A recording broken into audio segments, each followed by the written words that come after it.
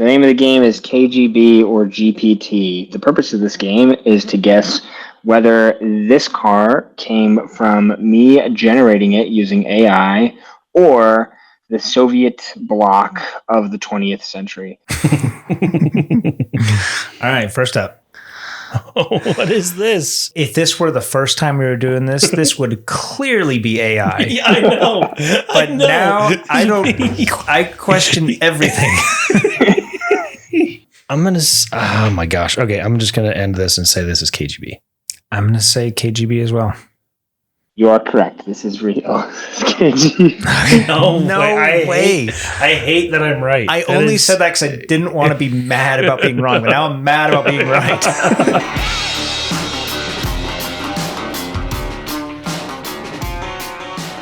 Welcome, everyone, to the Bose Bros podcast. I'm Mason. I'm Jordan.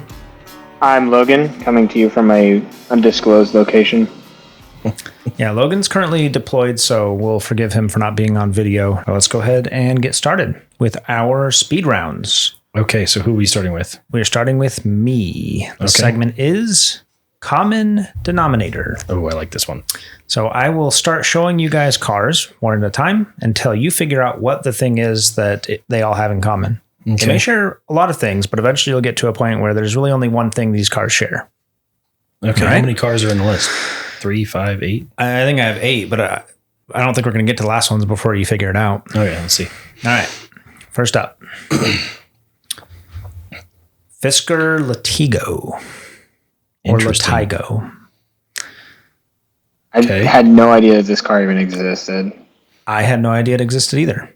We're going to start a little more obscure because I don't want you guys figuring it out right away. Same Fisker that made the Karma, but this is, I believe, not like electrically assisted. I could be wrong about that. It's like an ICE vehicle? I think so. It might be a hybrid, but I think it's just an internal combustion vehicle. Okay. Okay. All right. Next, Audi RS6. Okay. What did these have in common? Okay. All right. BMW M6. Do they all use the same engine? No, not that I'm aware of. All right. No guesses yet? No. I have no idea. Well, I know. Because I'm pretty sure this was the V10. So when I'm showing these, V10, but I don't think the RS6 was a V10. That was a V8. I'm going off of what this generation. Right. So what do you think, Jordan? You have any guesses on what they could share? Wait, which car do you think has a V10? The M6, this generation? I think it does. Because I know that generation, they had a V10 in the M5. Mm-hmm. I don't know. Okay. All right. Well, let's keep going. That Volkswagen is also a V10. You could get a V10 in that. It's a V10 You can diesel. get a V10 in that. Okay, let's keep going. That's a V10. The 2500 V10. Okay. Okay. So Phaeton, you could get a V10 or the W12. You can. You can get a V10 in that. Excursion, you could get a Triton V10. You can get a V10 in the Excursion. I wonder what they'll... And the Carrera GT is also a V10. I think I figured it out. I think you might have figured it out. These are all... So I think I'm happy that I got that by M6. Yeah. Mm-hmm. So you can get all these vehicles with a V10. Had a V10, huh? That generation, yeah. I thought it had a V8. Huh. Very cool. Might be the same one that's in the Touareg. I don't know. Yeah, the tow rag. Yeah. All right. You guys have a couple of cover cars. First up, this one's yours, right? Yep. And it says, this one I think is for Logan. Well, let's see. It says... Oh, for Mason. I don't know. Okay. All right. Well, did you see the answer? I already knew what the answer was, but yeah. All right, Logan, the 1968 Mini Cooper. The Italian Job? Yeah, you got it. Okay, moving on. Okay. Yeah, Italian Job. Okay. I've never seen the original. Neither have I. It's supposed to be very funny. I want to watch it. We should do like a movie night. The 1975 Ford Grand Torino in this paint scheme. Is that for me? That is for Logan. It's a Starsky and Hutch. Starsky and Hutch, the TV show, starting in 1975. Yep, Starsky and Hutch, Gran Torino. All right, next one. This is for Mason. Easy, I think. Ford versus Ferrari. Ford v Ferrari. Yeah. I was saying for years they need to make a movie, like About a that blockbuster story, yeah. movie on that story. I'm glad they did. It was a good movie too. I think they did a good job. Yeah. All right. Cover cars. Next up is cover cars. These are Logan's. Yes. These are mine for, I guess, either of you guys. Let's give it to Mason first, and if Mason can't get it, then Jordan can try. I already know this one. Is this green? Yeah, it's green. Is this a billet? Close. Mustang? It is Bullet. Starring Bullet. Steve McQueen. Billet? Bullet. Bullet. Bullet's Okay. the movie. Okay. Okay, next up. Bullet. Okay, awesome. I love the car chase with the Charger in that movie. It's Yeah, so good. very cool. San Francisco, right? Uh-huh. 1970 Chevy Nova. Yep, 1970 Chevy Nova, and the one in the movie is black as well. Who's this for, Mason or me? Either of you guys. I'd be pretty impressed if either of you got it, to be honest. I was hoping you'd say Mason because I don't know. Yeah, I don't know either. Yeah, you guys, do you want a hint? Sure. Pulp Fiction. I just turned around and saw it. I was itching my neck. Pulp I thought you were saying the movie. Pulp Fiction was the... Pulp Fiction is the director's Quentin same Tarantino. director. Yeah, sorry, I went to the next slide. I thought you were saying it's Pulp Fiction, so it's Nah. Death Proof. Death Proof. Yeah, Didn't Quentin they- Tarantino. What was the movie they made where he had a Charger? It's also Death Proof. There's a Charger later in Okay. It's kind of funny, but the beginning car, the car with the logo is a Nova. Okay. And then there's like a 68 Charger. And then what's funny is if you look at the cover, it actually kind of looks more Camaro to me A little bit. than Nova. So I'm not sure. But the car in the movie is a Nova. Cool. Okay. All Yeah, right, that's we cool. got another one? I saw that the Charger from this movie was for sale recently. Oh, Oh, really? I really? mean, they had a few of them, but yeah. I mean, they're all beat to crap, but Yeah, definitely. All right, last one. Too Fast, Too Furious? Too Fast, Too Furious. Yep, exactly. Yep. R34 Skyline GTR. Yeah. Yeah, a lot of people's first introduction to this car, at least if they're around our age. Yeah. Yeah. It's a cool car, though. It is. Yes, sir. It looked ahead of its time. Mm-hmm. With a few tweaks, that would look good as a new car today. The headlights are very 2013 Charger. Mm-hmm. Kind of angry. Same with the hood. Yep. Yeah, it's a very good looking car. Yep. Too Fast, Too Furious. I thought this was peak cinema when it came out. Which it is. I was like, The rat in the bucket. mm-hmm. No one knew it was going to get so much worse. I don't know. I think Too better. Fast, Too Furious is like Too Fast, Too Furious. Really, we should. Okay, quickly rank the Fast and Furious movies. Go ahead. The first one's the best. They get worse for every one after that. I really like the fifth one. Is the couldn't- bank yeah. vault one the fifth The one? fifth one is the best. Far and away, the fifth Yeah. one is the best. Why? After the Why? fifth None of them one are any is good. probably the first one. And then after the first one is probably Tokyo Drift. Tokyo Drift's pretty good. And then maybe I kind of put them into like two eras. Really what it was is there was the first one, Too Fast, Too Furious, and Tokyo Drift. And then there was like a spiritual reboot with Fast and Furious. Fast and Furious and the fifth one. And the fifth one was clearly the best because they just finally admitted that they were going to make heist movies versus making racing movies. And then everything after the fifth one, 6 through 10, are all sort of at the bottom for me. But like as far as the good ones, I'd say Aren't there 12? I don't know how many there are 10. And then there's the Hobbs and Shaw movies, so that makes 11. But I would say number 5, then number 1, then Tokyo Drift, then number 2, then number 4, then all the rest of them. That's Yeah, I think I'd pretty much agree with that. This is to car culture what Benchwarmers is to MLB. There's like a certain, I don't know, maybe level of drunkenness where these movies become really fun. I'm sure. I don't know. I'm sure. Yeah, There or was- enough impacts to the head, and you're like, this is amazing. Somewhere around, well, what they really are is they're soap operas for men, just like WWE. That's what it is. That's true. That's true. I think you've completely nailed it. Yeah, I think you're right. It's like wrestling. I don't like that either. Did I offend someone? I might have offended someone there. Okay, Oh, well. moving on. They're appealing in similar ways. All right, I'll move on. Plate game. Have you ever been driving along and you see someone's vanity plate and you can tell that's meant to say something, but you can't quite figure out what it is? Or maybe you can. These are all plates that have been legally registered. So I don't just make these up. Okay. Okay. I want you guys to figure out, in increasing levels of difficulty, what the plate is trying to say. Okay. Ready, set, go. Yep. Accelerate. Accelerate. Very good. Okay. Kind of a softball just to help you guys get acquainted with the game. Accelerate. Nice. All right. Next. Are you late too? Or a late too? You're close. Late too? Think of it as more of a question. Or are you late too?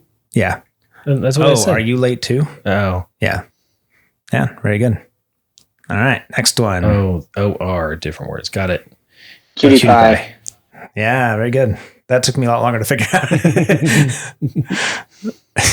Mom wanted that one for the longest time. Oh, really? Okay. Yeah. That makes sense. All right. Next.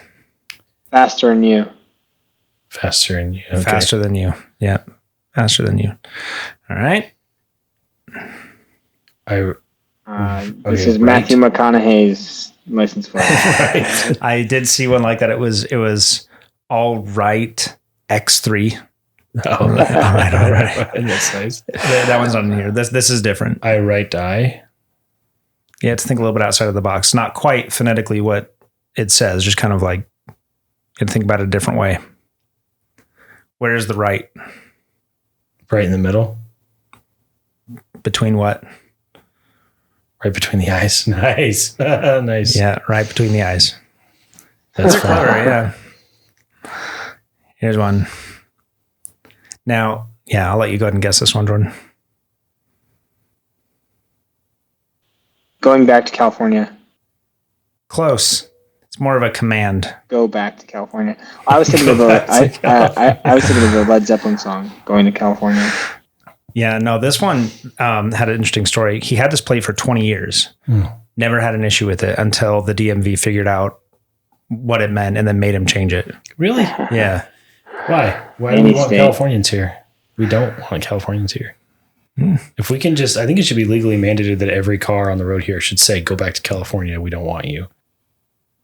Well, they made him change it. He wasn't happy about it. He wasn't from Arizona. So these are all Arizona plates, but I just didn't want to find plates for every state he showed up in. But this guy was actually from Nevada, but I think the sentiment was similar. Yeah. All right. Okay. This is like expert level.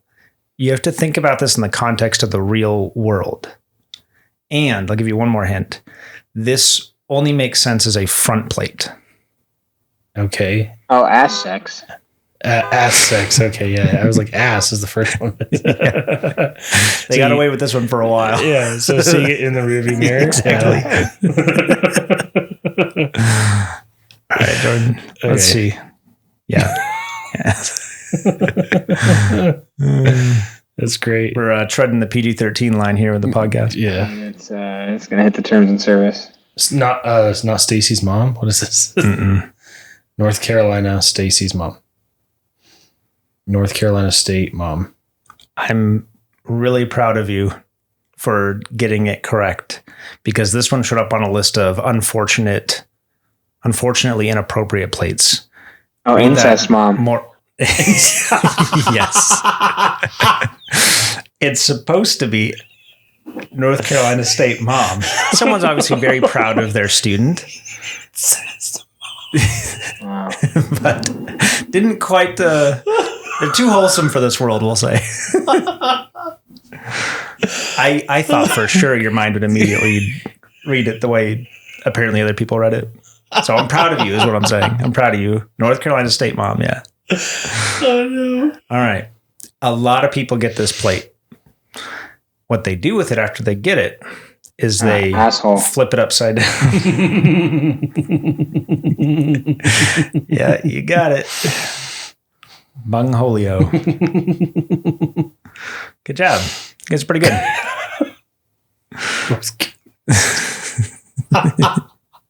It's unfortunate. Oh, man. Okay, 20 questions. Who's this? I put it right there. All right, Logan. Ready? 20 questions to guess which car I'm thinking of. Ready, set, go. Is it a European car? Yes. Is it an Italian car? No. Is it a German car? No. Is it a British car? Yes. Is it an Aston Martin? No. Is it a Rolls Royce? No. Is it a Bentley? No. Is it a Lotus? Yes. Is it a Lotus Elise? Yes, it is. Lotus Elise in 10. Good job. Yeah, I'm pretty much a genius. Yeah. Yeah, good job. I've driven one of those, and it's a whole different level. Yeah. Unassisted steering in the one that I drove. What do you mean? No hydraulic, no power steering. Oh, okay. I mean, they're light enough. Yeah. It's 500-600 pounds. No, 400 pounds lighter than my car, than a Miata. And the engine's over the rear. So, anywho, yeah, super fun. The 3 minutes I spent behind the wheel, I was like, this is a whole other level of car. It's very cool. Yeah, I've heard they're really fun. Yep. Okay, 20 questions again. All right. American market vehicle. Yes. Okay, so not really.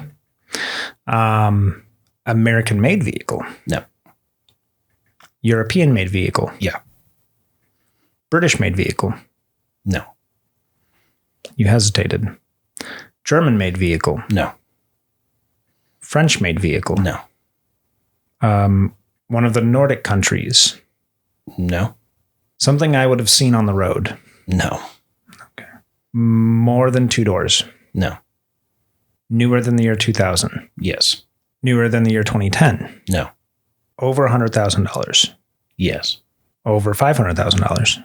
Now, yes. Originally, no. Wow. You said not more than 2 doors? No. So it is a 2-door. Or 1 door. Yeah, one of those infamous 1-door vehicles. BMW Isetta. Those are not worth anywhere near $500,000. Speak for So it's not yourself. anything. You pay $500,000, Logan, for an Isetta? Oh. Is it Italian? Yeah. Is it a Ferrari? No. Is it a Lamborghini? Yeah. Either 1 or 2 doors. Is it a Murcielago? No. Oh. Is it a Reventon? It is a Reventon. That's so funny. On question 18. Logan brought this car up in our one-on-one podcast last week. Oh, really? That's hilarious. Yeah, and the best great. podcast ever. That was better than all the other ones. Yes. Yeah, the one you guys didn't even tell me about and left me out of. I don't feel bad. That's right. You said you couldn't come. Yeah, I didn't know you guys were still recording. I just thought you guys were like, oh, we'll do it another time. No. We're not going to wait okay. for you. Yeah. Why the fuck would we wait for you? That's Next cool. one. The interior, that's really cool. This one's for you. I know that Logan would probably be the one to ask about this, so that's why I'm making you do it. This is a Japanese car. Yes. All right. I think I'll get it in less than 18 this time. Yeah.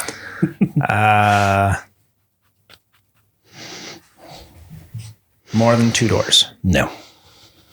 So it's 1 or 2 doors. All those famous 1-door Or cars. it could be 0 doors. It could be a NASCAR stock car. Could be. One of those Japanese NASCARs. Mm-hmm. Is it a Nissan? It is not. Is it a Toyota? No. Is it a Subaru? No. Is it a Mitsubishi? Yeah. I thought you would have guessed Honda before Mitsubishi. Yeah. It is a Mitsubishi. Was it on sale here in the States? Yeah.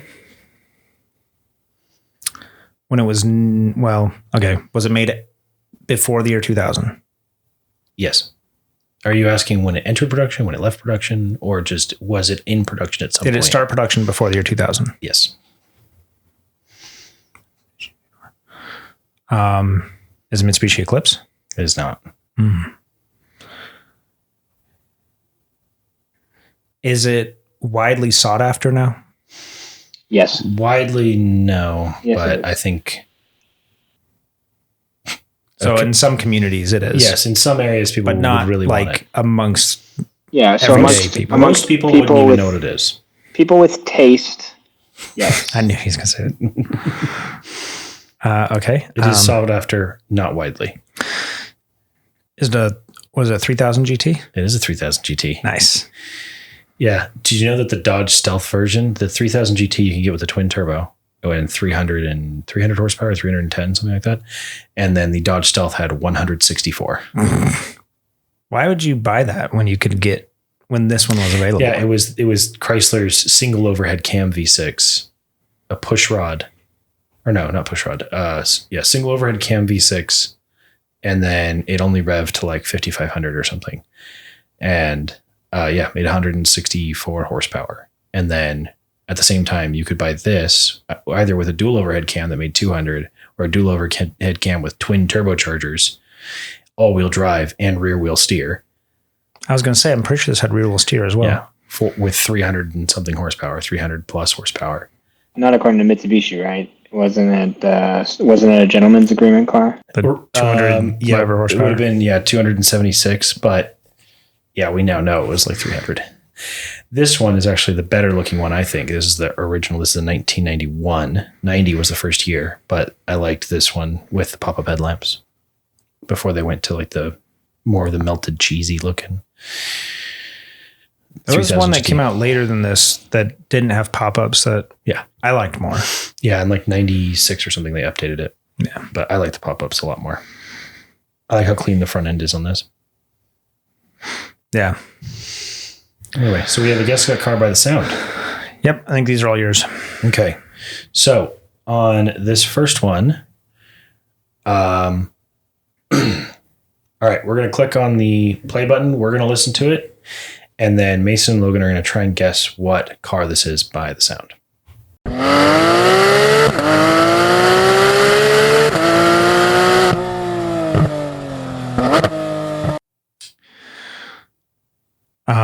Could I ask some yes or no questions? Sure. Is it a dual clutch? Yes. Sounds like a dual clutch. Is it a high revving V8? It is not. But it does sound high revving. It's a high revving something. I've absolutely no idea what it is. High revving dual clutch. Not 8 cylinders. Is it 6 cylinders? Mm-hmm. Not a V. Oh, is it the VR6? Nope. So it's a straight 6. That one wasn't. Nope. That one wasn't a. Dual clutch. You could get them in dual clutch after 2003, but that one didn't rev that high. Is this a 4GT?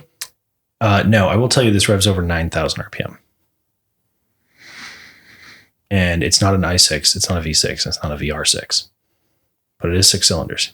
So it's a flat 6. It is a flat 6. Oh, it's a Porsche. It's a Porsche 911 GT3 RS. Okay. Yeah. Very cool. Ooh. Those are intense vehicles. They go for so much money. Yeah, the guys who buy them are like really cool too. Everyone calls them Porsche weenies for a reason. Just the GT3 RS or all 911? No, I think if you buy like a regular 911 or a Turbo S, you can actually be a cool dude. But like if you buy a GT3 RS, I think you're not cool. That's just me being a hater from outside the club. Well, yeah, because you have to buy 18 Porsches to be considered on the list for whatever the next one is. Yeah, it's a pain. Coming from a sample size of one, the one person I know personally who owns 911 Turbo S was very cool. Oh, I mean, they're all like ungodly fast. Yeah, and they're intense. But have you been in a 2015 Civic Si? Ooh. I'm gonna get to drive that here in a few weeks. I've actually, and this is probably blasphemy among a lot of people, I've never found a 911 that I like the look of. Oh, really? I actually do think they look pretty good. Not this one, obviously, but the other ones. Yeah, that's a bold color choice. I mean, and it just seems like a lot, but I don't have $400,000 or whatever it would take to buy one of these. So I guess my opinion doesn't really matter. Yeah, I would say on there's a sliding scale of tastefulness where you have sort of the an old money British guy from the 1960s. That would be the most tasteful Aston Martin DB5, that kind of thing. Mm-hmm. And then on the other side is any lifted trucks with rock lights. No, any oil wealthy nations, any Saudi prince or something, and that would be tastelessness. This bias is closer to the Saudi prince side than it does the British prince side. That's probably the better way. Is it because money's so inconsequential that it's what? For me, if I wanted to save up $400,000, I think I would be more reserved with how I styled it. But if it was just if it was buying lunch to me, then I might do something more. Just not even think twice about it. Not be do I want to live with a lime green car? Yeah. Yeah, I don't know. I think it's I don't know. I don't want to be racist on the internet. Careful. So. There's a certain type of person that really likes to be seen in something. Mm-hmm. And there's another type of person who likes to experience something. And that's cross-cultural. Yeah. That exists everywhere. Yeah, I'm sure there's plenty of Saudi princes that are I'd rather just drive a black Mercedes and have no one look at me. Or just be driven in something comfortable. Right. More likely. All right. Next one. Okay, so this one, I think I remember what this is, but go ahead and oh, yeah. This is factory. Okay. You know what it is? That's a V8. Uh-huh.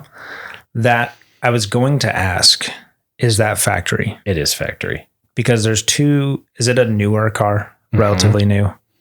There's two cars that come to mind that are known for how outrageously burbly their downshift exhaust sounds. Is it a Cadillac? It is not. Really? My first thought was a Blackwing or an Escalade V. Nope. There's a whole other level beyond those. It is a V8 though. It is a V8. In fact, it's a supercharged V8. Well, so is the Blackwing and the Escalade. Is this an American-made car? Nope. This is a whole other level of obnoxious beyond those. It is the one thing that every single reviewer remarked about this car is that how annoying the exhaust is after about 5 minutes. It makes you laugh, and then it makes you hate it. Oh, it's the Jaguar. Which one? The XFR, right? The XJ, what is it? F-Type? F-Type SVR. SVR, yeah.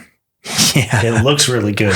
And every single one of them got in it and laughed. And then where it's this gets old fast. I wish there was a way. Well, there had to have been a way to turn it down, right? To limit that function or no? There's different exhaust profiles.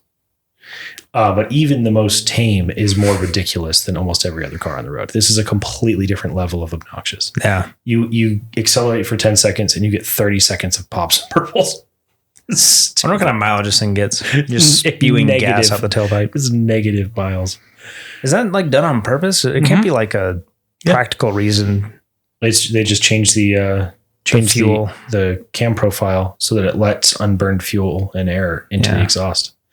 Which the reason they do that was developed for rally racing because those to cool it. No, the explosions in the exhaust actually created pressure waves that kept the turbo spooled between shifts.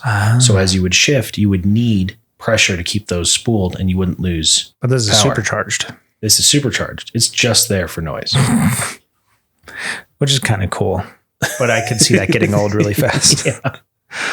18-year-old me would think that's the greatest thing ever. Yeah. You would have tried to get your Honda to do that. Yeah, I tried to get that to do a lot of things that Honda should not be caught doing. All right. Scissor doors. Yeah. Do you think, sorry, on scissor doors, I saw a C8 Corvette modified for scissor doors, and it actually looked pretty good. I know that functionally aftermarket scissor doors are pretty bad to go, but they can be done right. But if you're 16, you're doing it on a Civic. I would not have done it right. But I thought they looked good on the C8 Corvette. You think the C8 Corvette, they could justify scissor doors on it at some point in the future? I've seen so few of them with the doors open that you might have been able to convince me they came with scissor doors because they look like they should. I've seen someone in your neighborhood, Jordan, that has a C8 with scissor doors. Really? Mm-hmm. Who lives in my neighborhood with a C8? I don't know if they live there, but there was a bunch of Corvettes parked by Castro's house. The trap lord selling drugs. Mm-hmm. Mm. And they were working on one of the Corvettes, and then a C8 was there with the scissor doors up. I was like,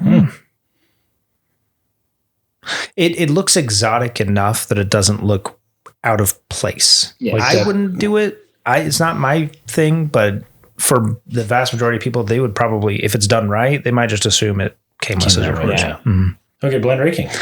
Blind ranking. These are good. I like these. All right. Worst new car trends. Now, these are trends coming directly from the factory. Okay.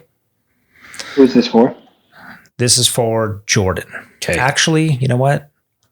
I'm gonna give this to you, Logan. Okay. All right. First up.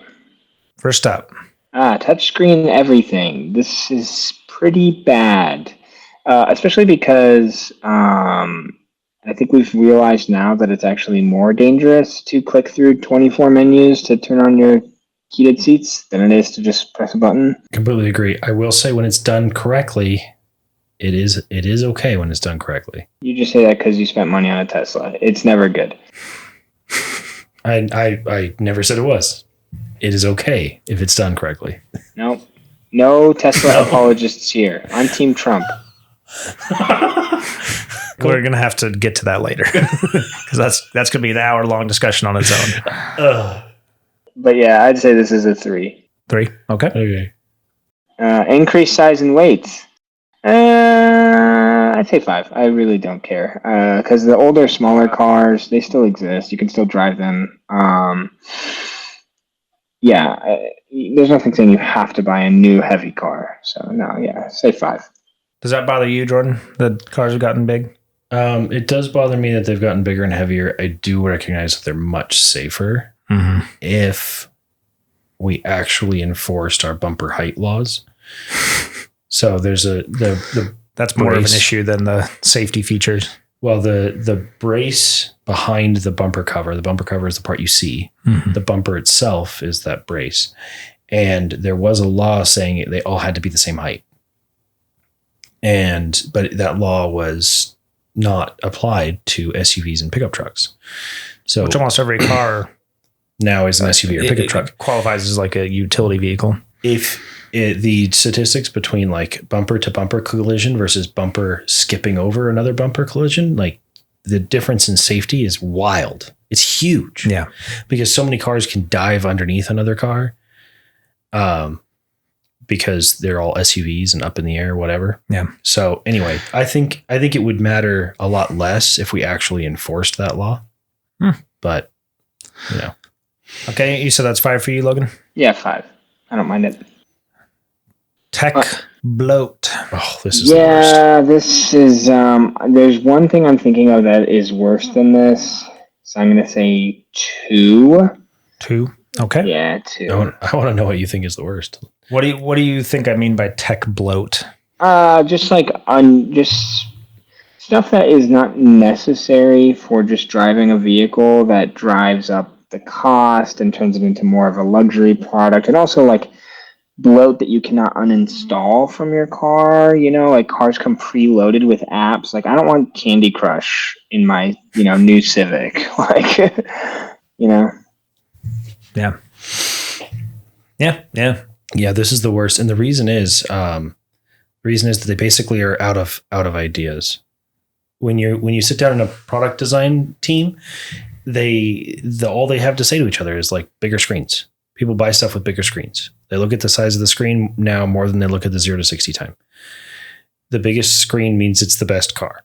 And that is just a microcosm of the whole industry, that they're all out of ideas. If you go buy one versus another, they're all supplied from the same manufacturers. Bosch makes all the same parts for all these different companies or whoever. And there's almost nothing that distinguishes one car brand from another in any major way, besides reputation and customer service and all of that. Too many features. Basic feature subscriptions like heated seats.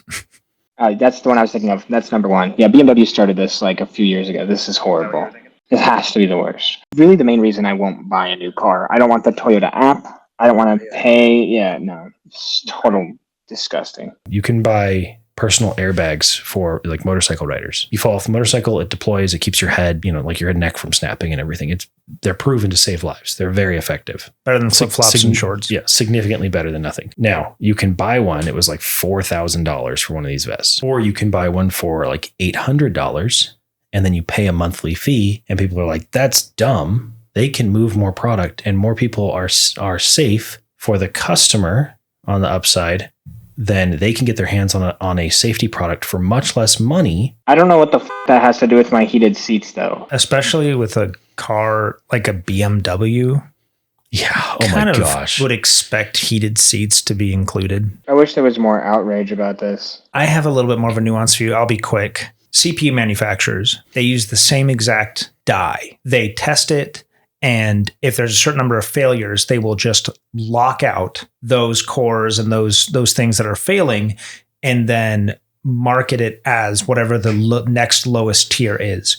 If they happen to get a chip that performs really, really well and there's next to nothing wrong with it, then they will set it up as a top of the line processor. If there's a lot of things wrong with it, they'll just software lock out those things that are wrong. But they're all the same size and shape. If they were to just make individual processors, they'd be astronomically more expensive. Mm-hmm. Yeah, it's not like that processor you're describing that had all those bad sectors could then be unlocked later. I think it was Intel back in the day, did something similar, but they'd get a bunch of good wafers, but didn't really sell them. They locked out artificially things that were working and sold them as a lower tier. But then if you needed more performance, you could then pay for an upgrade to unlock those cores. They did that? Mm-hmm. Well, I would say so. You still technically have a working processor, but you paid less for it initially. But then if you decide you need more performance, you can pay for it. Very hale corporate opinion. BMW did not start this, by the way. Who started it? Tesla. Really? For exactly the reason that you were saying. Every single it's Tesla. It's cheaper just to include heated seats in every single car. Every single one comes with the equipment. And if you pay for the interior package or whatever, which almost every single car does because it's not expensive, but if you pay for it, then you get a handful of extra features, one of which is rear heated seats. And I will say the Tesla has a heated seat in the middle in the back, which is interesting. And it makes it cheaper for everybody to just... Because the actual hardware itself going into it is super cheap. It's more of an impact to the cost to have two different streams of production. It's cheaper just to include it in every car. To not include it on some when you were supposed to, or vice versa. And then you got to get those cars back and you fix them. Yeah, it's a whole thing. So then if you just put it in all of them and then it's just a software lockout, then that's cheaper to manufacture and then the customer gets the product for cheaper. I do not understand the argument you guys are making whatsoever. I bought the thing.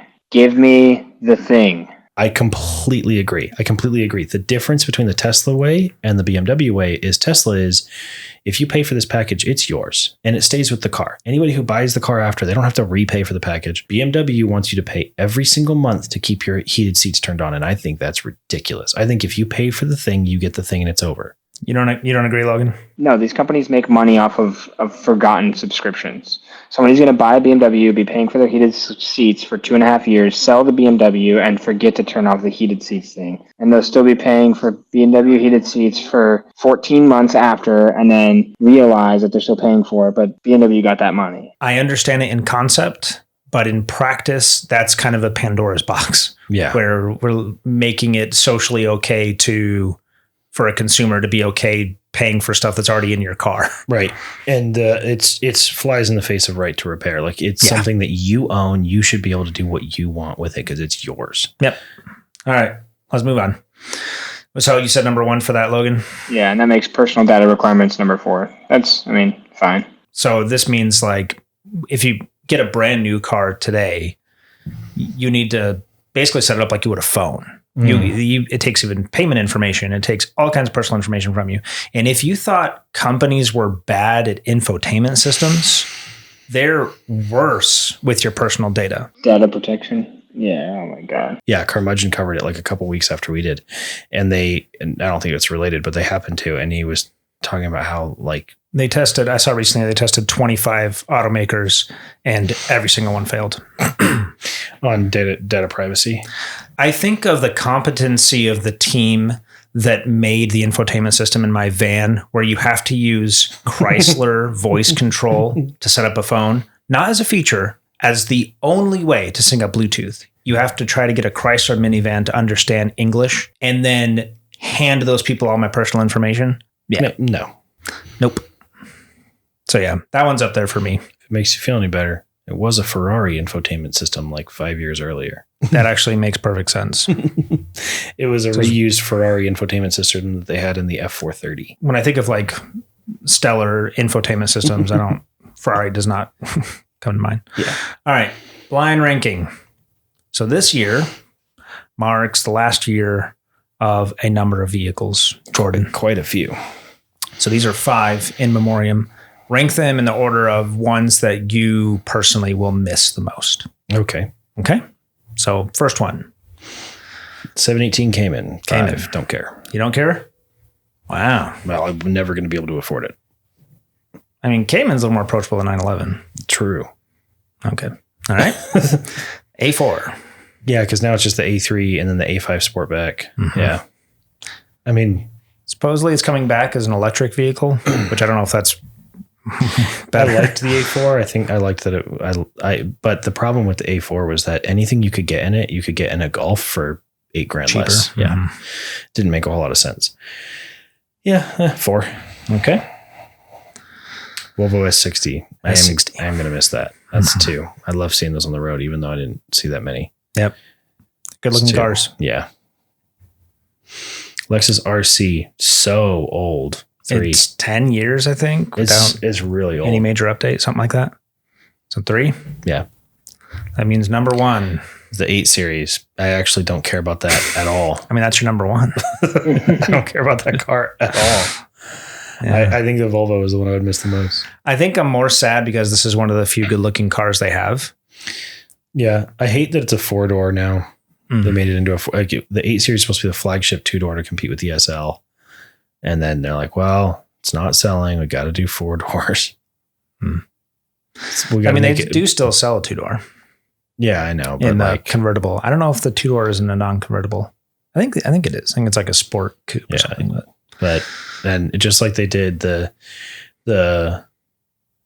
M3 was the 4-door, and then the M4 was the 2-door, and then they made the M4 sport coupe. And so it was a 4-door version of a 2-door version of a 4-door car. And it's just an M3 with less headroom, and less usability. And it's the same thing. Anyway, I don't care about most of those cars. The only one I cared about was the Volvo. Okay. All right. Last blind ranking. This one's also for you, Jordan. Okay. So what is your favorite hidden headlight? Oh, okay. It's not just pop-ups. Yeah. So I'm thinking a 70 Charger's on here. I'm thinking the Cadillac with the rotating. Well, let's take a look. All right. Let's see. Oh, the Chisetta Marauder V16T. Those are cool double pop-ups on either side. It's very like Very GPT. Yeah, a little bit. Almost looks like someone Photoshop like copied and pasted the headlights above each other. Those are pretty cool. I'll call that a 3. That was pretty cool. Miata. I do love those a lot. I like them a lot. I love that you can buy a kit that will let you wink one eyelid. Mm-hmm. So cool. All right. It's your key ring holder. Yeah. It's on your shirt right now. It's on my shirt right now. Yeah. I think I got to do a 1. Yeah, I think I'm very predictable. I got to do a 1. This one is the reason I picked you for this. Okay, so you have a 1 and a 3. Whoa. Panther Solo. I can't say I've ever seen this car before. What is this? It's pretty rare, but I picked this one because the headlights rotate like Gatling guns. What? So that they rotate like this. Does that make sense? Oh, and then they're covered. So right now they're deployed. They're deployed and they spin in place. Heck? I just think it's cool. A cool mechanism. It is a very cool mechanism. They had some old, really, really interesting ones back in like the 50s and 60s. We could probably do that again. What do you call this one? What have I used so far? 1 and 3. 3. I'm gonna call that. That's pretty cool. I'm gonna call that a 2. Okay. Yeah, there's 2 more. Oh, dang it. That should have been my 2. 68. That's so cool. All right, 4. And finally, the Buick Riviera. This Buick Riviera that has like eyelids that open up and down. So cool. You can see a little bit of it here. Oh, they're all cool. They're all cool. Just like the last one. I didn't care about any of it, but this one, they're all cool. Yeah. I mean, it's got to be a 5, but it is really cool. I saw that for the first time like a couple weeks ago, and I was like, wow, that's pretty cool. Have you seen a boat tail Riviera? Those are really cool. Yeah. All right, blind ranking. Apocalypse autos. So vehicles that you can have in an apocalypse. And think of it holistically. You're talking about fuel, talking about capability, you're talking about availability of parts. Like think of kind of everything. Why do I feel like Logan would be the type of guy to go like, no, I'm going to go with the strategy at the end of the movie, The Mist. Just everyone in the family dies and then I go and then we don't have to deal with this apocalypse. Yeah. All right. First up. Mercedes Sprinter diesel. The advantage of a diesel, I think, is that assuming that like the military is gone, like a lot of military stuff runs on diesel. They have a lot of diesel storage. I don't know what the lifetime of diesel is. It's about a year. That one is cool, but I don't know. I would like something, my ideal car would be something a little bit more low key. So I will say this is a 4. Yeah. See, for me, I think I would agree with him because I would want something that is, doesn't immediately look like you could get I would want something that could evade. Yeah, something bigger. Someone bigger than me is just going to take this from me. So, right. I'm going to say 4. All right, next. Okay. Lucid Air Pure. 5, I guess. 5. Okay. Yeah, there's no way you would generate enough electricity to charge it. Well, the thought behind that, this is the most efficient EV. So if you're looking for being completely independent from any type of fossil fuel, because we're not talking about 6 weeks without, normal social services. We're talking years down the road. Gasoline goes bad, diesel goes bad. 2 weeks to flatten the curve. This is full. Yeah. What do you do? What's left that can operate? You can always generate electricity. Now, generating enough electricity to move a car is one thing, but at least it's possible. Yeah. No, still 5. Yeah, 5. still 5. Okay. I'd have a horse before I tried to charge an 800-volt architecture. I'd have a horse. F-250 propane gasoline. 3. A conversation I had with a friend of mine prompted this whole thing because of this vehicle. You can, and Ford has a partnership with Alliance Autogas to convert their standard engines to run on propane. The benefit to propane is that it never expires.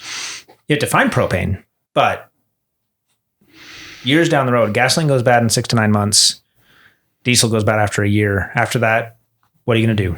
You need a whole supply chain to create gasoline and diesel. You can make biodiesel yourself. I said, what kind of propane accessories does it come with? Yeah. So you say 3 for this one? 3. I think I would I'd call anything because you can make biodiesel a lot easier than you can charge an 800-volt vehicle. Diesel Land Cruiser. That's got to be number 1. Yeah. Yeah. That's be number I 1. thought you'd pick that. The apocalypse is already happening in sub-Saharan Africa, and this is all they drive. I don't think that they know any better than me. I don't think they ever got out of the apocalypse. Yeah. So yeah, number 1. Okay. And number 38. I love how aerodynamic it is with all this stuff bolted on it. I mean, same kind of benefit to the Lucid is you could always create electricity. It's still an 800 volt architecture. It's going to be impossible to freaking charge. You'd struggle to. I mean, you've got enough time on your hands. You know how far you'd have to ride a little ride-on bicycle to generate the electricity? I think you would go more toward making your own dam, like a hydroelectric dam to charge it. You'd have like one of those like a water wheels. And then you're still stuck worrying about fossil or petroleum products because you got to put grease and oil in. And in your what happens generator. when like a software bug shows up in the menu because it can't connect to Tesla's servers or something, and it just physically won't let you drive it? Yeah. At least with like an analog Diesel truck. like mechanical vehicle, it will always just, provided it's in proper working order, it's just going to keep working. Mm-hmm. Whereas I'm skeptical, like without any internet connectivity, like it might just one day not turn on, and then who knows how you go about fixing it. I can't Google anything. Even open the doors. Yeah. Yeah. All right. Guess that car. Okay. All right. Who's this for? Logan. Okay. Logan. Guess that car from the zoomed in picture. Is this a Ferrari 355? Nope. 305? Nope. Testarossa? Nope. Well, I'm not good at cars. I don't know why you guys invite me on. Did you look at the next picture? Yeah. F40. It's F40. I didn't realize exhaust looked like that. Me either. Yeah. I never even looked at the one in my garage. Yeah. All right. Oh, that's easy. All right, next one. This is for you too, Logan. Jesus. Volkswagen Beetle? You got it. No, is it a Mustang Boss 302 or something like that? It's just a Mustang GT. Or Mustang GT, 2008 okay. Mustang. It's my favorite year. That body style is my favorite. I'm not a huge fan of that hood scoop. I'd go with something different, but It looks tacked on. it does. It looks like AutoZone. Yeah, that's my favorite. I love the rims. I love the whole thing. All right, next. All right, this one's for Mason. This is a Ford. Interesting. Okay. Oh, no, this is like a 90s GM, right? Mm-hmm. GMC. This looks like a big SUV or a truck. Is this a Sierra? It is a Sierra. Okay. Nice.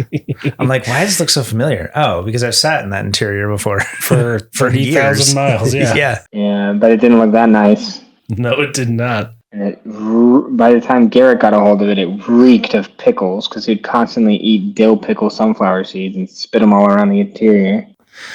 I didn't need to know that. I liked that truck. I spun a main bearing on it, gunning it down Westbrook.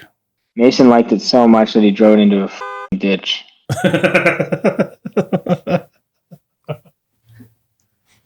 No comment. Guess that car. This is mine we'll do for Mason. This is a Camaro. He drives an IROC and he doesn't know who I am. Have you talked to Alan? Oh no, did he buy one? He bought an IROC just like this one.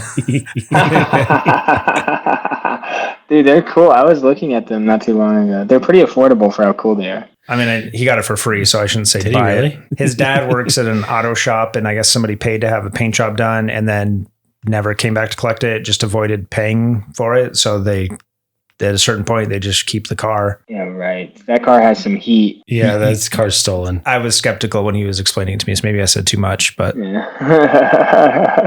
He wants to strip it. He doesn't care what works on the inside. He wants me to build a 600 horsepower engine. it doesn't have an engine or an interior, so that cool. makes sense. So he wanted, but it has a brand new paint job. I guarantee he did not ask Chelsea about it before he brought it home. he is not even home. Yeah, he has it at a friend's house, so. And it didn't cost any money, so she can't really have a problem with it. All right, next up. Is this the Fiat version of the Miata? No. Is it? The headrests are the giveaway. It's not a Porsche, right? No. No. Why does this? Can I guess, Logan? Yeah. Is it a Nissan Micra? Nope. That is a Honda S2000. Oh wow! I never noticed the headrest. Me either. That's pretty cool. Yeah, aren't those interesting? Those little bug nets in the Yeah. headrest. Yeah. All right, last one. Is this a Diablo? It has the same headlights as the Diablo. Is it the Nissan 3000Z or 300Z? Yeah, 300ZX. Yeah. Nice. I'm surprised I got that. Yeah. Those are cool. If you take this exact same shot of the Diablo, I bet it looks really similar. Yeah, probably. All right, I think this is yours, Jordan.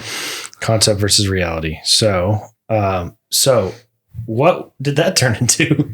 Somehow looks even worse than what it became. Yeah, actually, compared to this, what we got is actually an improvement. Yeah, there's a Pontiac Aztec or Buick Rendezvous, right?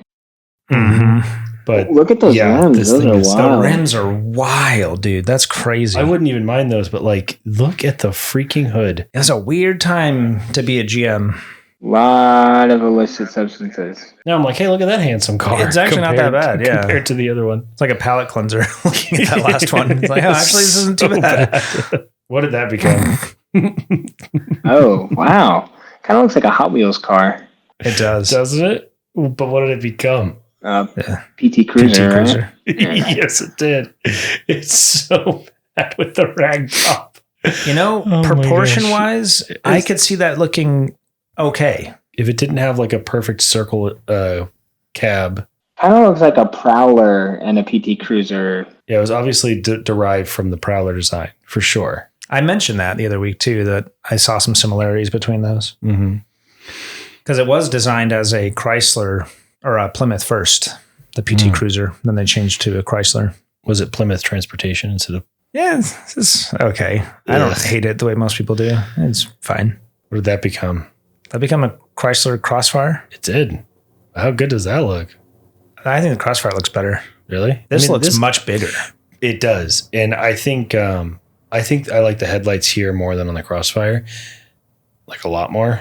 I like the vertical stack. If you go back, I like the vertical stack there. I don't like the stripe in the middle of the windshield. That's weird. But I do. They did keep a lot of the design elements. The side, The lines in the hood, the how the indent behind the front wheel turns into the haunch over the back wheel. that looks good. I think they did a great job. I do prefer the concept. Okay. The name of the game is KGB or GPT. The purpose of this game is to guess whether this car came from me generating it using AI or the Soviet bloc of the 20th century. A quick note on this, we understand that not every one of these cars was Soviet Union proper, so it's really just the Eastern Bloc, countries that were under the influence of the Soviet Union at this time. Czechoslovakia, Poland, those they count too, okay? It's my world. You're just living in it. I make the rules. All right, first up. All right, first up, KGB or GPT. That's a handsome little car. Yeah, it looks like Like a tall. it looks like a Dodge Mini. wagon. Mhm. Yeah. I'm going to go ahead and say that's real. Yeah. That is interesting. There's two windows behind the. Yeah. It could also be a limitation on how big of the glass they could make. But the rims are also really big. So, but I'm going to say real. I think it might be a Skoda. I'm going to say KGB. KGB? That is KGB, correct. Nice. Who is it made by? Do you know? I can't read, so no. Okay. Next up, KGB or GPT? That's GPT. Yeah, I'm cheating a little bit here. The distorted effect is a very like repeating pattern. Oh, yeah, you're right. Well, fuck you guys. Yes, it is GPT. GPT. I thought it looked cool. It does. It does but look cool. I what like gave it it. away is that the white parts are like extra white. There's nothing on them. I looked at that. I was like, this looks like the image was like weirdly processed. Do you know what's really fun about this? I love the like jet inspired tail fin in the back. Yeah. That's actually really fun. I like that. I think it looks kind of like a shark. Yeah, It does. It looks very mid-century, like Jetsons inspired. Mm-hmm. All right, next up. Oh gosh. Why? Okay, I'm going to say this is GPT because there's no reason for those windows to be split. But then it could be. Oh gosh. The window wouldn't roll down though. Look how big it is compared to the door. That's true. KGB or GPT? I'm going to say GPT. I'm going to say GPT as well. That is KGB. That one's real. What? Oh my gosh. How am I always wrong? What is with this? Yeah, this started life as a Lada, Lada Niva. All right, next up, KGB or GPT? GPT. I don't know what is sticking out to me as GPT. It's like, I don't know why it seems to me like everything is too sanitized. Perfect. Yeah, I think it's GPT. Look at the rear wheels. They're significantly smaller than the front ones. Are they? Which now makes me think it could be KGB. I feel like because maybe that was intentional. It's funny because there's a threshold where I go, okay, that's clearly GPT. But then we go past that. And then I'm like, okay, now it might be KGB because AI couldn't come up with something that crazy. I'm going to say GPT on this one. There's also little stuff like if you look at the rear window, the weather stripping around it is black and then everywhere else is chrome. Interesting. I'm going to say GPT. I'm going to say GPT. That is GPT. You are correct. Dang, we're doing pretty good. I don't think I've missed one. No, I missed the Lada. The Lada, yeah. Next up. That looks real. Oh, but it's at an auto show. That seems very real. That seems very real. You know what's crazy? We've only been doing this a few weeks, and in that time, AI has gotten significantly better at text. It has. So where a couple months ago, that text in the background would have been a dead giveaway. That even though that's obviously not English, I could still clearly make out the letters. That would be a dead giveaway that this was real. Mm-hmm. But now, like in just a couple months' time, like this very well could be AI. Yeah. What do you guys think? Suicide doors, it looks like. Hinges are on the back. I like the one windshield wiper too, just for the driver's side. That's all you need. Yeah. That is so... It's GPT. You think it's GPT? I think it's KGB. No, sorry. That was KGB, yeah. KGB? I think it's real. KGB. It's real. It's real. KGB. There's also no grill on this one either. I also like the very, very little hood. Look at how small the hood is. Yeah, because that's a storage compartment probably for the spare tire. There's no engine up there. Yeah, this is an EV. Okay, so this is Speed Racer's car. Number 3. Yeah. KGB or GPT? GPT. What were they racing? I mean, what does this look like to you guys? Looks like Speed Racer's car. No, it looks like a Shelby Cobra. GT. Cobra. It looks like a Cobra a bit, but I'm going to say this is GPT. I think it's real because that roll cage in the back looks so wonky that it can't be AI, you know? Like, I would guess it was AI if it was over the other side of over the past. Yeah. So you're saying GPT? I'm saying GPT. I'm saying KGB. I think it's real. It's real. KGB. Nice. No way. Finally. All right, next up. That's GPT. That has to be GPT. There's no chance. Yeah, it looks like the Loch Ness Monster. That's GPT, right? You know what's funny is it a woman driving is really small. I was going to say she looks really tiny. It's like a toddler. looks like a gremlin. Next up. Ooh. Oh, that looks like that's cool. What was that car? Morgan? Like a Volvo 1800 a little bit. Or like a Spitfire. It looks the badge looks like MG on the front. Mm-hmm. Like the octagonal badge. Why does the roof look removable? I mean, they probably put it on in one piece. Yeah. Or maybe they made a version where there is no roof. I'm going to say KGB. I'm going to say it's real. The side exhaust is cool. I'm going to say KGB. KGB? I want to say GPT, but I'm going to say KGB. You are correct. It's KGB. It is real. What year is this? Is this past 63? This is a 2001. No, I'm just It's got to be past 63 because I totally stole this. All right, next up. KGB or GPT? Well, the hinges and the door handle are on opposite sides, so that's a good sign of it. GPT or KGB. Gosh dang it. It's so hard to get that straight. Engine in the back again. I'm going to say this is KGB. This is the kind of hateful little box that would turn out of a Soviet society. Man, this one is the most 50-50 for me. I could go either. Is that an AK-40? What is that in the passenger seat? That's the steering wheel. Steering column? Unlocked, or steering column unlocked and tilted down. Oh. I don't know why. Maybe it's ease of getting in and out. That's what it looks like. Is that what that is? I can't even tell what that is. It looks like a steering column unlocked and tilted down. I know in order to get into smaller cars, you often have to figure out how to get around that. Would be a really impressive thing for AI to have gotten. Include.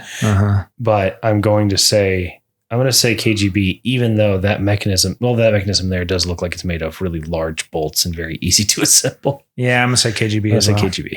You're correct. It's KGB. Oh, what is this? These right here. With the front hinge doors again. Is this the Squirrel Gen 2? What is... If this were the first time we were doing this, this would clearly be AI. Yeah, I know. But now I question everything. Oh, even the fact that the gas cap isn't even like remotely close to where the tank would be. And why are the front doors leaning forward or front windows leaning forward and the back windows are leaning back? And it looks like there's supposed to be a door behind that front one, which would make sense. Maybe they made a version of this that had a door there. Maybe. The bottom half is like a Cadillac, and then the top half is like a VW bus. It looks like it's a VW bus sitting inside, like phased through a Cadillac. That's what I see. And that like trim around the bottom, it's all wavy. Oh my gosh. Okay, I'm just going to end this and say this is KGB. I'm going to say KGB as well. You are correct. This is real. KGB. No way. I hate that I'm right. I only said that because I didn't want to be mad about being wrong, but now I'm mad about being right. There's no way. Why do this? And there's two doors on the other side. Just one door on this side, though. Of course there is. Do you know what kind of led me to believe it's KGB? Is that top piece looks like you can pick it up and flip it 180 degrees and put it right back down. That white section on top that does that V. It's like they could assemble it backwards on X. And it wouldn't matter. And it would still run. Wow. Okay. Next up, KGB or GPT? Wow. I like how you're getting to a point where you don't have to clear out the text anymore because you're like, yeah, that could be GBT or it could be real. Cyrillic. Cyrillic looks like freaking AI anyway. I don't recognize the badge, so could be either. My gosh. People are the right size. It's tiny. I'm going to say KGB.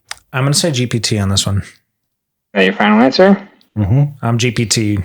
Jordan says KGB. That is GPT. Wow. What? That's so impressive. It's really good. Holy cow. Wow. Wow. Even the equipment on the roof, like... And the steering wheel on the right side? I don't know. I meant correct side. Yeah, I think they drive on the left side. On the correct side. The correct side. Wow.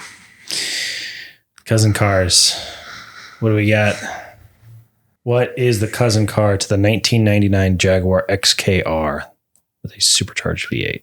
The one that would come to mind would be an Aston Martin. Okay, you want to be more specific? What engine is it? It's a V8. Vantage. No, Vantage didn't come out yet. Might have been a V12. I didn't read enough about it. DB7? DB7. Which I think looks way better. DB9's the best, but this looks a little dated now. Yeah, they made like a super aggressive version of a DB, but it was a DB7. It was an early year, and looking at it, you're like, that's a Mustang, and you look at it again, you're like, wait, that's a very Aston Martin looking Mustang, but it's very aggressive, like squared. And you only have the one cousin car? I think so. All right, this segment is from my wife. Love child. So it is basically if this and this had a baby, and you're going to guess the car. Okay. Because she's like, why do we have new games every week? I can't even keep track. We probably have 40 games now. Yeah. You got to feed the algorithm, bro. If a 1954 Chevy truck. It's an SSR. Yeah, SSR. Yeah, it's got to be an SSR. Had a baby. Let me finish. What would it be? It would be an SSR. Yeah. Because it's the engine out of a C6, doesn't it? Uh-huh. Yeah. As the later ones did. This is like looking at these two and then looking at the SSR kind of reminds me of that episode of South Park where like there's like that duck. Yeah, that duck. Kill me. This thing does look like it wants to die. Steven here's been with Rita for 2 years. They even managed to conceive a child. Kill me. Oh, Yeah. Yeah, that one is fairly obvious to kind of help you understand the game rules. So, all right, here's the next one. Chevy Avalanche and a Chevy Trailblazer. Okay, those would be an Envoy XUV.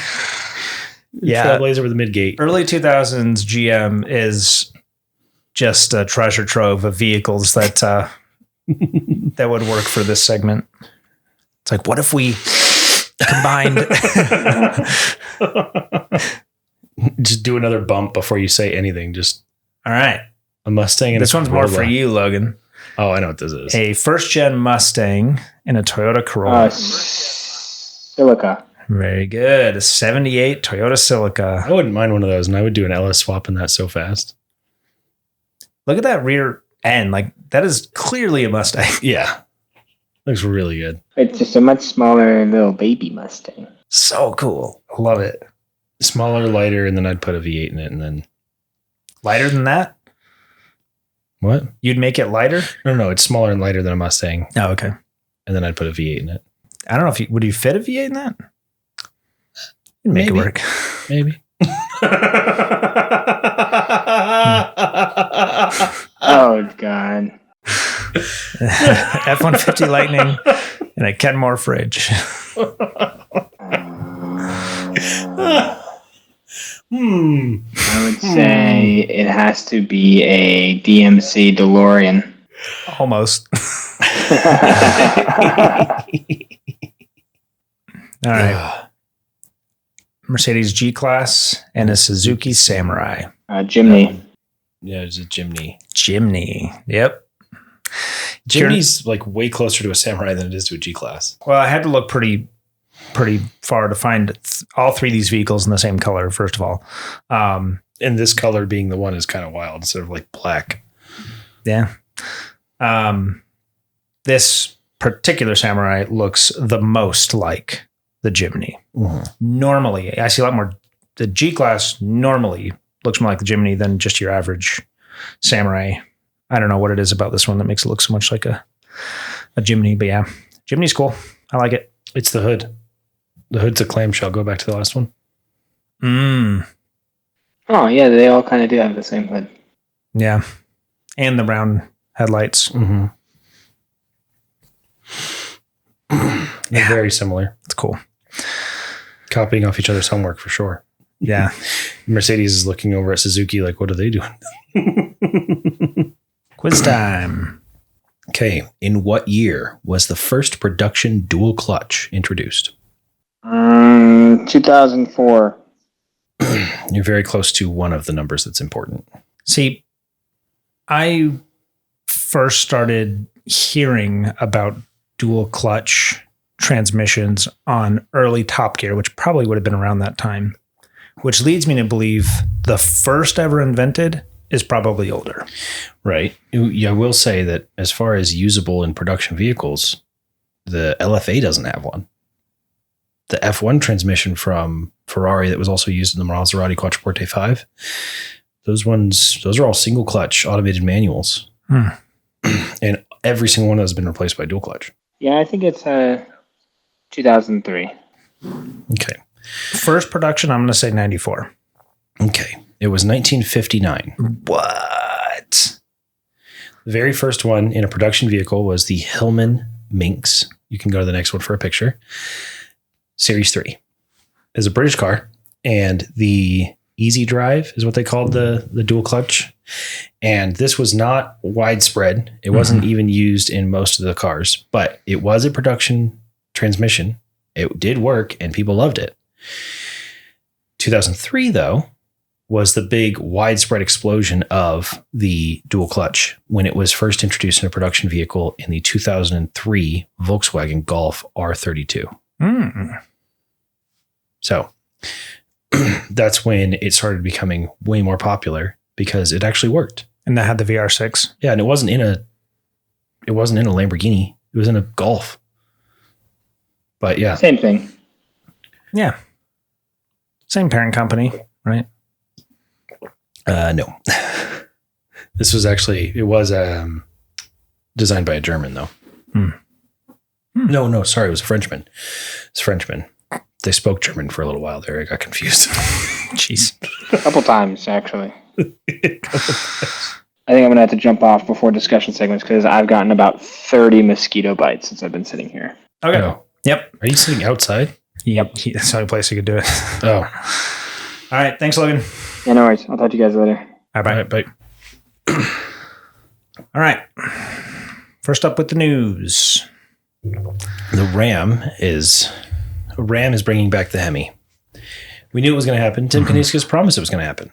And he said, we can't do it right away, but we can do it. And now we know why they couldn't do it right away. But the exciting part is that you can get a Ram with a Hemi. And now they have this logo to signify you have the Hemi. What do you think of that? The logo? I think it's cool. It's a normal logo. At first I was like, that looks kind of dumb, but I like that it's visibly a V8.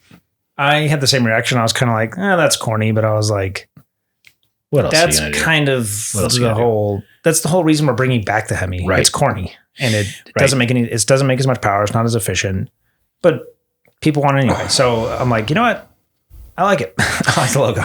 Yeah. So the reason they had to wait on the 5.7 is because the 5.7, unlike the 6.4, had not been updated to use the Avalanche electrical architecture, which is what they use on the Stella platforms now.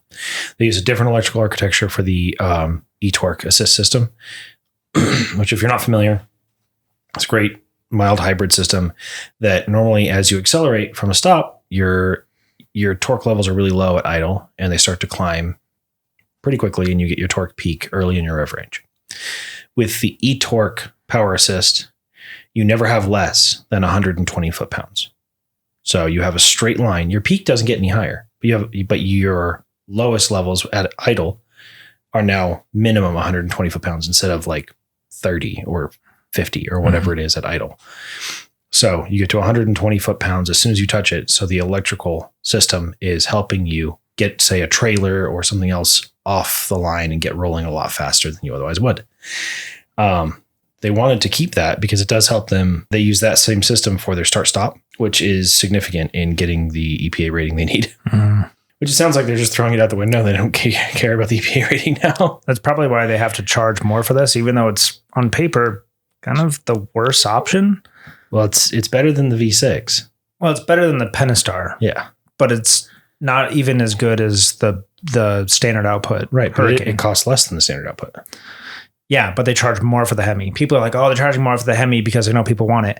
I think charging more for the Hemi because they kind of have to. They're not charging more for the Hemi. The Hemi is a $1,200 upcharge. Right. And then the standard output is a $1,700 upcharge. Oh, I thought it was an upcharge from the... All the upcharges are related to... the standard. The V6. Oh, okay. Some of the trims come standard with a 5.7, and then you can pay to get the standard output. Some of them come standard with a 5.7, and then you can get a high output. Some of them come with a high output, and you can get the V8 instead, say on the RHO. You can? I thought for Tim no cost. Said they weren't doing that. Or they were discussing it still. Well, what I saw on Marspeed is where I get a lot of my Mopar news, is that if you can have a high output Hurricane engine, a no cost option will be the 5.7 if you want that instead. Maybe that doesn't apply to the RHO specifically, but there are other ones, the Limited, the Laramie Longhorn, that all come standard with a high output, that those will all at least have the option to switch to the 5.7. You could drop 145 horsepower for no cost and no savings. It'll cost you more to drive it. Yes, it will cost you more in fuel, and you will get a lot less power, but you'll have a V8. You'll get that cool badge. You know what's funny? That even in this photo is not actually done very well. It has all kinds of pock marks and poor detail in the paint. It looks a little rushed. It does. Apparently the Hellcat badge was Very similar. Was it? They were literally sticking them on cars as they were coming off the train to dealerships. Really? Yeah, that's cool. how late they finalized it. Wow, that's cool. They were like meeting it at the cars at the rail yard and like just like sticking the Hellcat badge like right before they got to the dealership. That's cool. It might have been similar. So this is a fairly quick turnaround. I don't think this was remotely anywhere in any plan as of December of last year. Nope, until Tim came back. Yeah. So in 6 months' time, I imagine this badge is probably someone designed that last week. Yeah, probably. But what I like about them offering the Hemi is that Tim understands something that Carlos Tavares never would. And that is that people who care about the Hemi, people who want to see the Hemi in the truck, probably won't even buy it. They probably won't. They probably won't buy it, and it won't generate sales on its own. The Hemi is part of the brand image. The brand image sells cars, even if you're not selling the Hemi. Mm-hmm. It is a brand leader to have a Hemi in a Ram, just like it is a brand leader to have a Hemi in a Dodge. It is, or a Chrysler for that matter. It's part of the brand. And the brand itself sells the car, even if the car that you're selling doesn't have a Hemi. My guess, out of the thousands of people that are clamoring for a Hemi and making all kinds of stink on the internet, how much they want a Hemi, and it's a no-cost option, I don't think they're doing it for the RHO. They debated it a lot internally is the last thing I read on it, but things are changing so quickly, maybe they have. But I think as of right now, there's no plans for at least the 5.7 in the RHO. All these people making a big stink about not having Hemi. When they go to a dealership, when they test drive the vehicle, when they see the spec sheet of the two, and they test drive the still internal combustion engine, straight six with 145 more horsepower, they're leaving the dealership with the Hurricane, not with the Hemi. Right. And every one of them, when asked by their friends, and be like, I drove them back to back. And, I really have this big trailer that I pull and I like the extra power. And everyone's gonna be like, yeah, that makes sense. It's just the fact that it's an option, which is something Tim said all the way back in December. You have to give people options. Exactly. That's what he said. And he's right. I don't think they're actually going to sell a ton of the Hemis. In fact, in the future, they're going to be more collectible. The Hemis? Yeah, I bet. Yeah. I bet, because no one's going to buy them in comparison to what's out there in the turbocharged. But to have a naturally aspirated V8 in your truck is going to be rare. Mm-hmm. It'd be super cool. Just double down on the impracticality. Do a regular cab short bed Hemi. Yeah, just like their sport truck. Yeah. Sport RT. Yeah. Because honestly, why not? That would be a collector's item. For sure. But even any of them with this badge, done a little bit nicer. Can I say how refreshing it was to read him say, "We messed up"? Oh, yeah, we screwed it up. That's what he said. No one's going to hang that over your head. Like, how hard was that? Like, it's so refreshing of someone take accountability anywhere and just say, yeah, that was a mistake. And here's how we're fixing it. Yeah. Is it that hard? Like, that was so refreshing to hear. Yeah. It was really nice for them to own it and go like, we understand that on paper that reintroducing the Hemi might not make a lot of sense. We also understand our customers and we understand that they're going to probably want to have the option of a Hemi. Even if it doesn't make sense. If the Hemi availability will get them walking in the door, and the power in that Hurricane will get them leaving with a more expensive engine. Mm-hmm. That's actually a good sales tactic. And it's not like they have to make an engine from scratch. They just dust this thing off. Yeah. Now, it wasn't entirely straightforward because you mentioned it's new electrical architecture. I believe it's the same similar to... They change a lot of the accessory belts and stuff. I think it's similar to the Wagoneer models, which did have a 6.4.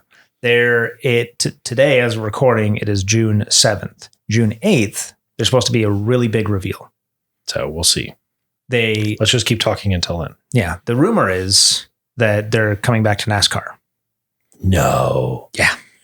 I've heard rumors about that since 2010 when they left. Was it 2010? The rumor is they're coming back to NASCAR, and a more far-fetched rumor is that they might be offering the 6.4. Now, the 6.4 is actually competitive against the standard output.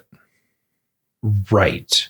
The standard output wasn't a replacement for the 6.4. It was a replacement for the 5.7. The high output was a replacement for the 6.4. Right. But it would fit in between. The NASCAR thing, I know that they were coming back. They talked about coming back to NASCAR, but not in NASCAR Cup Series, in like NASCAR Arco or Truck.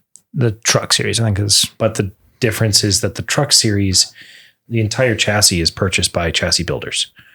So the chassis are all done. It's not a Ram specifically. No, it's not a Ram. Yeah. It's just that they might be powered by a Hemi. It would probably, maybe it would be a Hemi, but a heavily modified Hemi. Yeah, it would basically just be the engine difference, and then the teams make different decisions about the Truck Series is like cookie cutter vehicles, and that's just to keep the cost down. Mm-hmm. And it helps the teams keep costs down because there's not a lot of money if you're not in Cup Series. There's money, but it's not like plenty of even car teams in Cup Series go out of business if they're not winning enough. It's extremely expensive to sport to stay in. You know, we have the same NFL teams for decades and we don't even question it. New teams come and go in NASCAR every year. Mm. And on the lower end of the cost spectrum, where you're paying $20 for a ticket and the stadium's half full to watch a truck race, the money's just not there. So they have to do this cookie cutter truck thing. So Dodge, yes, is getting back into it, but it's in a lower series. I don't remember which one. So it's like dipping their toe back in the water to see if there's a positive response, I think. Kind of related to, apparently, the Ram Charger and the EV Ram are both delayed till next year, or at least the Ram Charger is delayed till next year, and then the EV Ram is going to be whenever they get around to it. Right. I think this is an occasion where being late to the party may actually have helped them. Because they haven't put so much money into it. They haven't tried to sell these things. They haven't built them. Yeah. I think they're at a kind of a sweet spot where they did a lot of the research and development, but they didn't actually have to make anything yet. So they can kind of put that on the back burner until it makes market sense to do it.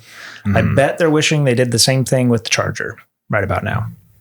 Oh, yeah. I'm sure they're probably kicking themselves. They didn't just keep the Charger and Challenger running for 2 more years. 2 more years. And if they needed to phase out the Hemi, start with the 6-pack, or at least let it overlap a little bit for the same exact thing.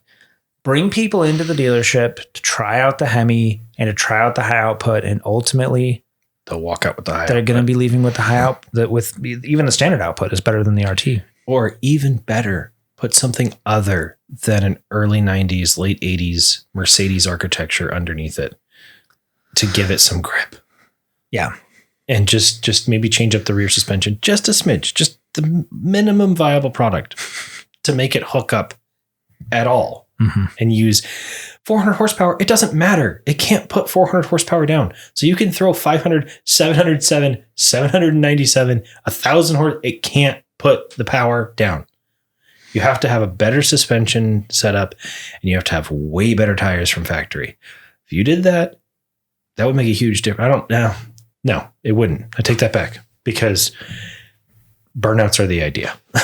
So never mind. Yeah, remember who we're talking about here. Right. We're talking about Dodge Pyres. They'd much rather go slow in a cloud of smoke than actually put any there's a reason precision into their driving. There's a reason the Challenger was outselling the Mustang. Yeah. Even though on paper, Mustang's a better performance car. It's a better performance bargain for sure. Get a lot more car for the money. Performance wise, yeah. Technically, the Challenger's much bigger, so technically you get more car. Physically more car, but you get a better performance product in the Mustang, just objectively. Yeah. Speaking of the Charger, they are finally rolling out the 4-door. They've fully revealed it, and we've kind of seen it for a while, but this is the production version. Right. It's ready for the 2026 model year. They initially wanted to get it out this year. It doesn't look like that's going to happen, but they have been kind of showing it off. This works from a design standpoint much better as a 4-door. I think you're right. As much as I like the look of the Charger and I always dreamed of a 2-door Charger would be so cool, but not changing the wheelbase at all, it doesn't, in my mind, it doesn't work. It's awkward. It looks like it was meant to be a 4-door. It's just such a weird thing that they started with the EV and they started with the 2-door. So bizarre. I think it's because they had to. There was EV mandates they had to follow, and now there's now there's not. When you have this top-down regulation, that's why the regulation cuts that have been happening under the current administration are significantly more important to all of these companies than the tax cuts. Yeah. They can save, say, 3 or 5 or 6% or whatever on taxes, and that's big. That's really big. They can save way more than that in streamlining of their processes through lack of regulation or removal of nonsense regulation. Yeah. There's 101 things you could name that would speed things up and not add any kind of danger to someone's process. Anyway, there's just 1,000 different things that you could take away some of the regulation, keep or improve the processes in these companies, and they would save so much money.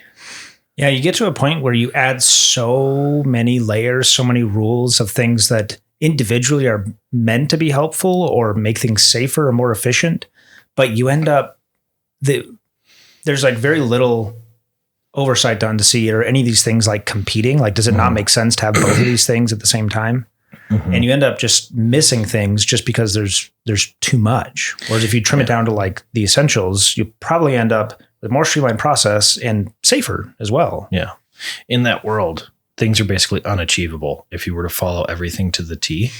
These companies can try and do their best to color within the lines of the regulations that they're given.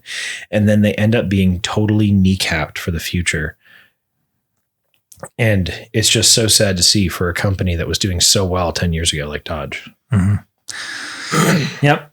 They have made a lot of promising tests on their solid state battery. It looks like we might get a solid state version of the Charger for I have heard about that. That's for next year, maybe. At the very least by that soon. Or by 2027, but they're actually pretty far along. Ooh. So I know that there's but that's going to put them like on par with everybody else, with all the other electric vehicles. Oh, because of how inefficient it is. Yeah, it's horribly inefficient. It's slower than a comparable Tesla. Not even a comparable Tesla. A Tesla that's like 20 or 30 grand cheaper. So, and it gets hundreds of miles less range. It's one thing, like people are willing to sacrifice for that brand image to a point, but it has to have some redeeming quality. It has to be able to do burnouts, bare minimum. Right. Right. It has to be able to like beat other cars in its segment in like a drag race. It's not meant to be a track car, but it's supposed to be fast. And it is fast, but you can get a faster EV for way less money. So really it's performance, price, and image. And people would like to buy for the image. That's what Dodge is. But if you have just image and no performance and not a good price, then the image is nothing. If there's no underlying support for it. Has to at least sound like a muscle car. Not just a repeating. That's part of the MP3. image. That's the thing is it's lost the image too. Because the sound is part of the image. Speaking of which, the 6-pack is incoming. I think that'll be the one that'll actually, you'll start seeing, we're starting to see those out in the wild now. I've seen a number of pictures of them. They're not camouflage. They're just driving around. Of the 6-pack. That's the one that you'll actually start seeing Chargers on the road. I saw one for the first time. You saw one for the first time recently. 2 nights ago, pulled up in front of my neighborhood. But that was a Scat Pack electric. Yeah. Top of the line. No, like the electric ones, those have been available to buy since last year. And I've only seen one. I've seen one as well. The RT ones are heavily marked down. Well, yeah, and they're like 20 grand off. Yeah, I think once the 6-pack comes out, you will start seeing those on the road regularly, more than you ever saw the electric one. Because they look amazing. They look good. All right. There's also new Jeep Compass coming out. Electric. And it's electric. There's also a hybrid powertrain option. At least they have an image there. Like it does look like a Compass. Yeah, and honestly, I kind of like it. We talked about this last time, but like the boxy off-roader look is like what everyone's going for, and I think it looks great. It looks like a Jeep. Now, this is actually coming to Europe first, They're taking orders already. It's going to come to the US maybe the next year for 2027. If you get the electric version, you can get a dual motor that has 375 horsepower. And a compass. Wow. Which is on par with the Hemi RT Charger. And same weight. Yeah, probably weighs about the same, even though this is much smaller. Yeah. Yep. They also have, as far as Jeeps go, new Cherokee, which I also think looks good. New Cherokee. I didn't know that either. Mm-hmm. This one is further out. They've only released a couple images. This is one of the images they released. It does look just a lot like the Recon. How many cars do they need in this midsize segment? They got the Wagoneer S. They've got the Cherokee. They've got the Grand Cherokee. They've got the Compass and the Recon, and they don't have the Renegade anymore. Mm-hmm. Yeah. So what stops you? When I was selling Chrysler, Jeep, and Dodge products, someone would walk in looking at a Compass, and they go, "Okay, this is about what I want. It's about the right size. It's about the right everything." And it was so old because at the time it was before it was 2013 or something. Mm-hmm. And the Compass was from 2007 or something. It was super old. And they'd look at it, and then for like 4,000 or 5,000 more, they go look at what was then a brand new Jeep Cherokee. And then they were fighting in the same segment. Mm-hmm. And the Compass just wasn't selling because the Cherokee sitting right there, just cannibalizing all the sales. Yeah. Well, Cherokee's making a return. This one's further out. They've only released a few images. Full specs are going to come later this year, like a full reveal. It is going to be a hybrid power plant. I don't think this one will be EV only like the Compass is. They said the Compass was hybrid option. There's an EV option and a hybrid option. It won't have an EV only option. I haven't heard anything about this. We're going to know more by the end of this year, but as of right now, they've only talked about it being a hybrid. Yeah. Do you think any of these companies are like, wow, maybe we don't invest in yet another midsize SUV? Oh, I mean, if they keep selling, I thought you were like going to say something about not having more electric vehicles, which I think we're starting to see a bit of a key change. I mean, although there's no place for EVs, but I think we just went way too hard on the paint in the EV direction. Too fast. And the hybrids have been outselling everything anyway. And I want to see more E-Revs. I want to see more of those. I want to see more extended range electric vehicles. Like you could stick, there is, I forget what the company is called, like Rev, I think is the name of the company. But do you know what the benefit of a 2-stroke engine is over a 4-stroke? Mm-mm. A 2-stroke has twice as many power pulses, which seems obvious once you say it, right? Yeah. Except that because of the way a 2-stroke works right now, it doesn't have a valve system.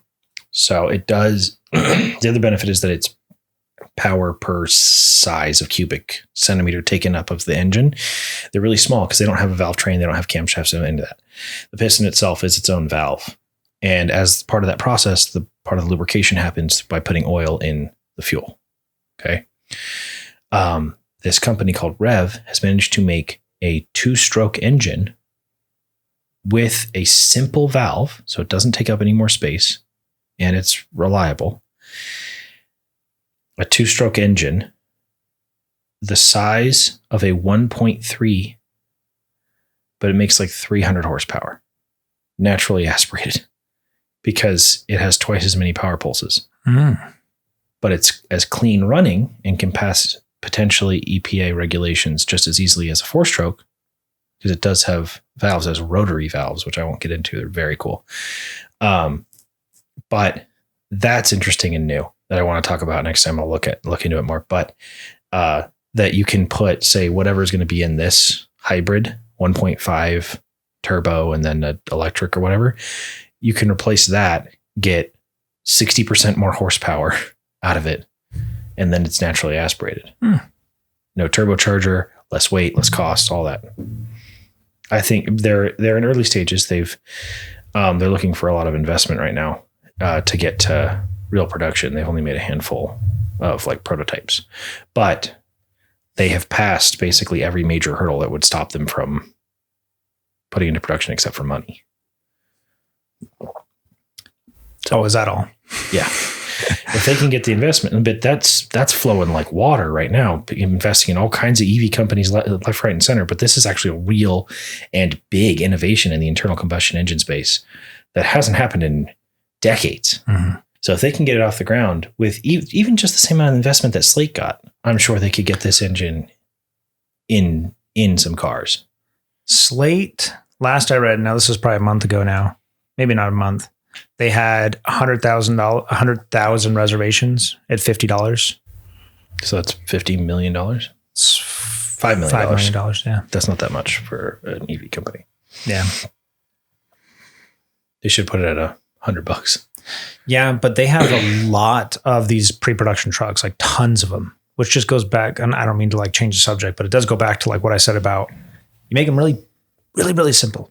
It's like dirt cheap and simple to make. You can crank out loads of those things, you know. Imagine a little 2-stroke 1-liter engine in that with 250 horsepower. Gosh, I would buy one of those. Have you heard what a 2-stroke sounds like though? Yeah, it sounds like a dirt bike. So freaking cool. Yeah. And because they have twice as many power pulses, 3,000 RPM in a 2-stroke sounds like 6,000 RPM. Mm-hmm. They sound awesome. So imagine getting a 2-stroke that could rev up to like 8,000 RPM and it sounds like it's screaming at 16K. Well, and it's tiny, so it could fit in that engine bay. Yeah. If you get like a little 1-liter 2-stroke engine, yeah, and they're actually more efficient per power pulse than a 4-stroke. It doesn't sound like they'd be more expensive. Honestly, it might be less expensive to make, so you don't need nearly as much. You don't need valve trains. Yeah. You don't need any of that. And they're smaller. Yeah. They're lighter. It's actually a really, really big potential innovation that people aren't really talking about. But someone not me brought it up to me today. He's like, hey, have you seen this rev engine? I'm like, the 2-stroke? And he's like, yeah. I'm like, yeah, it's cool. The guy from my church group, he's like, he just knows I'm into cars. And he's like, I saw this 2-stroke engine. I'm like, yeah. That's cool. Yeah. All right, we better wrap it up. Thank you everyone for joining. I think this is our last one, right? Yeah, that's it. That's all I'm taking. No hot takes. No hot takes. All right. Well, thanks everyone. We'll catch you in the next one. See ya.